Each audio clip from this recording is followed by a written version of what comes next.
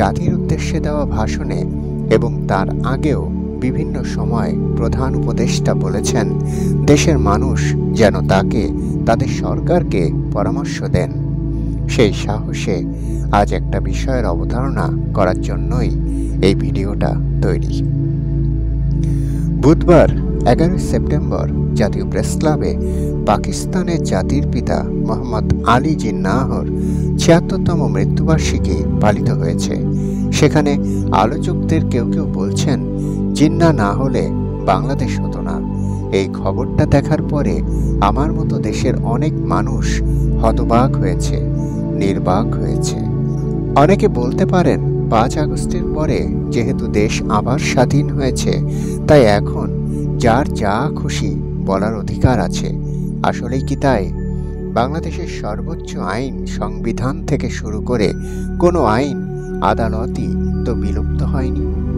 আমাদের সংবিধানের ৩৯ অনুচ্ছেদে যেখানে চিন্তা ও বিবেকের স্বাধীনতা, বাক ও ভাব প্রকাশের স্বাধীনতা এবং সংবাদ ক্ষেত্রের স্বাধীনতা নিশ্চিত করা হয়েছে, সেখানেও কিছু বিধিনিষেধ আছে।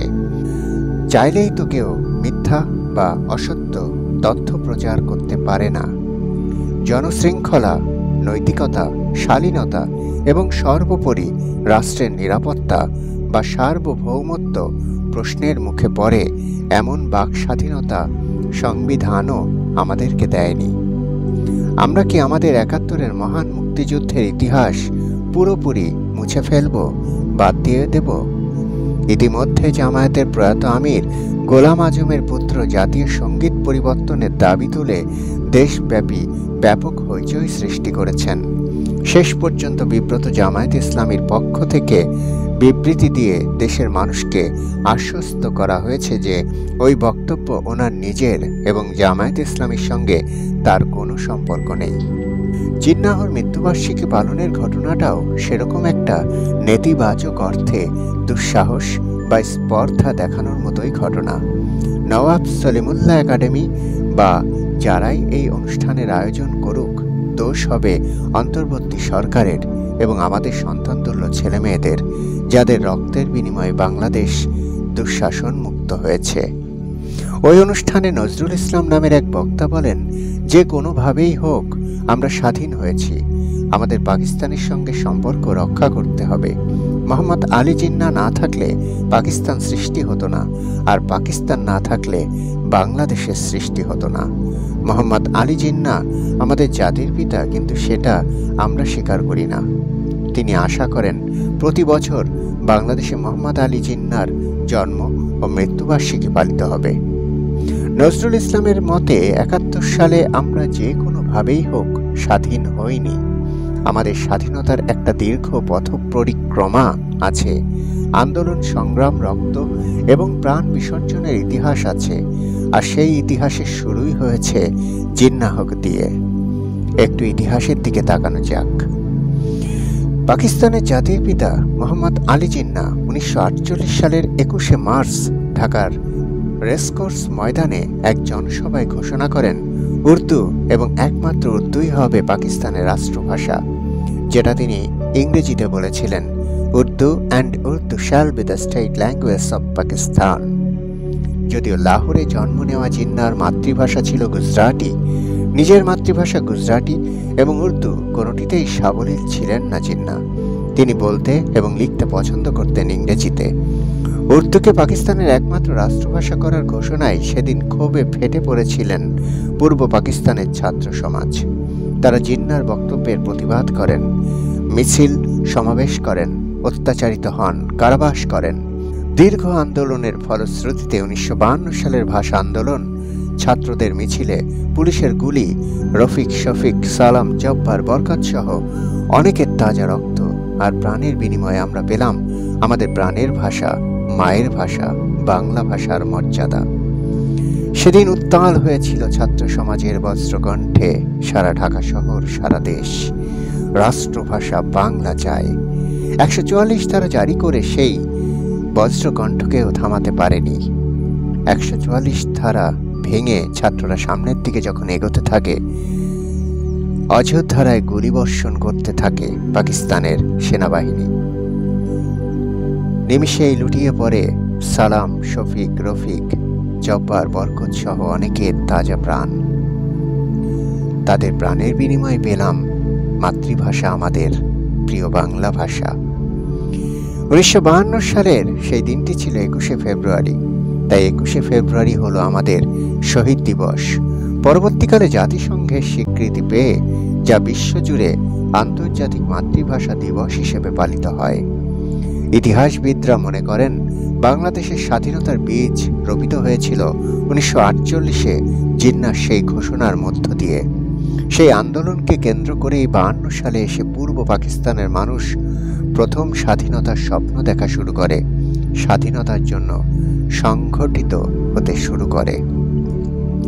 সেই ধারাবাহিকতায় 54 সালে যুক্তফ্রন্ট নির্বাচন, 1958 সালে পাকিস্তানে আইয়ুব খানের সামরিক শাসন জারি, 62 সালের শিক্ষা সংকোচন নীতির বিরুদ্ধে আন্দোলন, 1966 সালে পূর্ব পাকিস্তানের স্বায়ত্তশাসনের দাবিতে শেখ মুজিবের 6 দফা ঘোষণা, আগরতলা ষড়যন্ত্র মামলা, 69-এর গণ অভ্যুত্থান এবং 70 সালের 7ই ডিসেম্বরের সাধারণ নির্বাচনে সংখ্যাগরিষ্ঠ দল হিসেবে বিজয়ী আওয়ামী লীগের কাছে ক্ষমতা হস্তান্তর না করার পরিপ্রেক্ষিতে বঙ্গবন্ধুর 7ই মার্চের ঐতিহাসিক ভাষণে মুক্তিযুদ্ধের প্রস্তুতি নেওয়ার ঘোষণা, 25শে মার্চ কালরাত্রিতে পাক বাহিনীর বর্বর গণহত্যা এবং তারপর 26শে মার্চের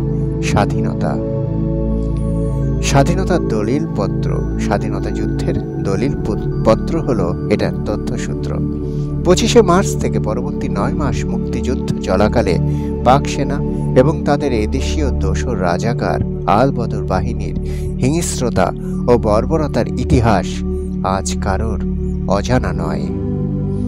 সেই 30 লক্ষ শহীদের রক্তস্নাত বাংলাদেশে কিনা পালিত হল পাকিস্তানের জাতির পিতা মোহাম্মদ আলী জিন্নাহর মৃত্যুবার্ষিকী, তাও আবার জাতীয় প্রেস ক্লাবে।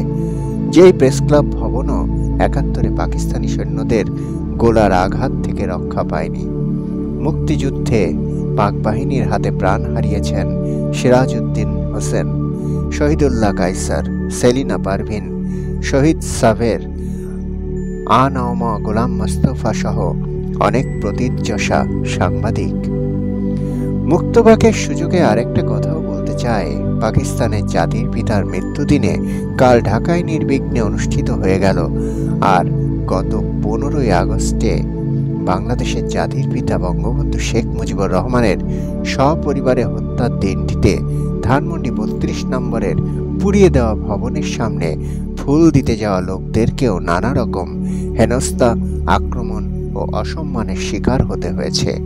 সেখানে লুঙ্গি ডান্স নামে বিজাতীয় সংস্কৃতির হিন্দি গানের সাথে তাণ্ডব নৃত্য চলেছে রাতভর।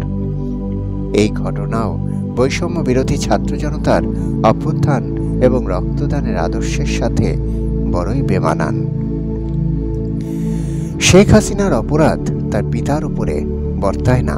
পিতার অপরাধে পুত্রকে বা পুত্রের অপরাধে পিতাকে শাস্তি দেওয়া যাবে না বলে আসল কথা হলো রাজনৈতিক, সামাজিক এবং অর্থনৈতিকভাবে বাংলাদেশ একটা কঠিন সংকটকাল পার করছে।